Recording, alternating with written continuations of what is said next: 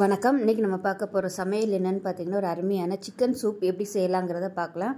சளி பிரச்சனை இருக்கும்போது இந்த மாதிரி மிளகு சீரகம்லாம் போட்டு சூப் செஞ்சு சாப்பிட்டு பாருங்கள். அவ்வளோ அருமையாக இருக்கும். உடம்புக்கும் நல்ல தெம்பு கிடைக்கும். டேஸ்ட்டு சூப்பராக இருக்கும். மட்டன் சூப் மாதிரியே இருக்கும். ஸோ ஒரு தடவை இது மாதிரி செஞ்சு பாருங்கள். ஸோ வாங்க இந்த அருமையான சிக்கன் சூப் எப்படி செய்யலாங்கிறத பார்க்கலாம். ஒரு மிக்ஸி ஜார் எடுத்துக்கலாம். இதில் 10 சின்ன வெங்காயம் சேர்த்துக்கலாம். இது கூடவே ஒரு 5 பல் பூண்டு, நல்ல பெரிய பல்லாக 5 பல் பூண்டு சேர்த்துக்கலாம். இஞ்சி ஒரு 4 துண்டு சேர்த்துக்கலாம். பூண்டு அதிகமாகவும் இஞ்சி கம்மியாகவும் எடுத்துக்கோங்க. 1 டேபிள் ஸ்பூன் வர கொத்தமல்லி, அதாவது தனியா விதை சேர்த்துக்கலாம். 1/2 டேபிள் ஸ்பூன் சீரகம் சேர்த்துக்கலாம். 1/4 டேபிள் ஸ்பூன் மிளகு சேர்த்துக்கலாம். இப்போ இது எல்லாத்தையுமே தண்ணி ஊற்றாமல் நல்லா அரைச்சிட்டு வந்துட்டு பார்க்கலாம்.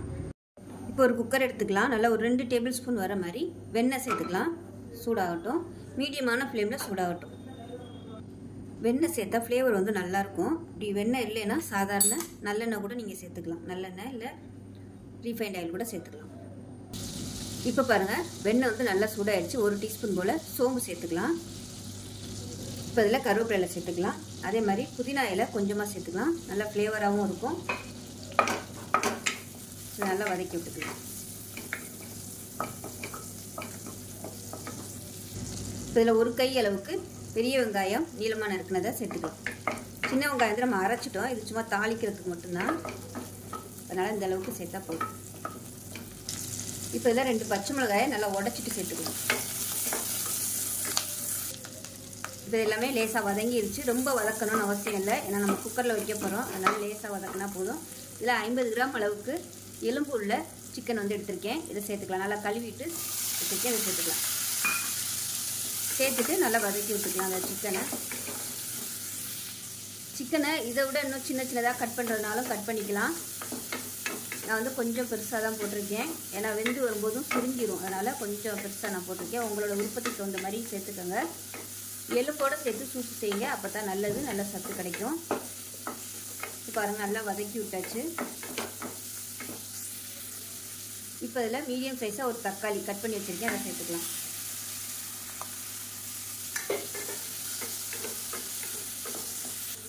இப்போ உப்பு சேர்த்துக்கலாம்.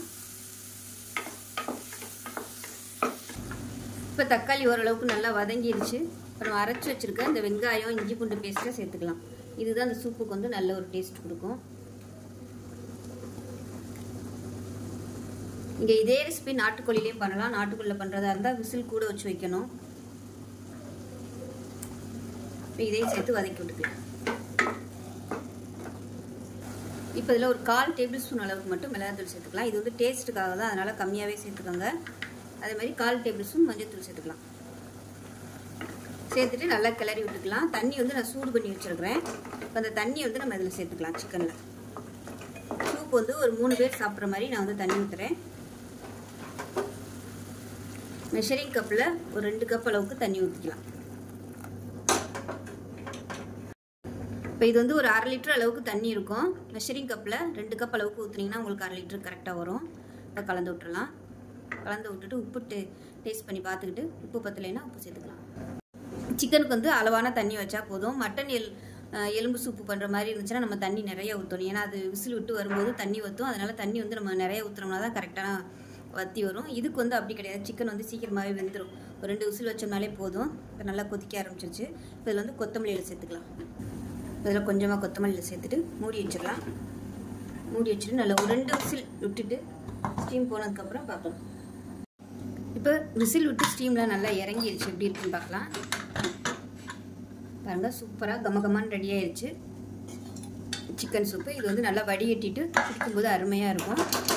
காய்ச்சல் சளி பிரச்சனை இருக்கும்போது இந்த மாதிரி சிக்கன் சூப் வச்சு சாப்பிடுங்க. நல்லாயிருக்கும்.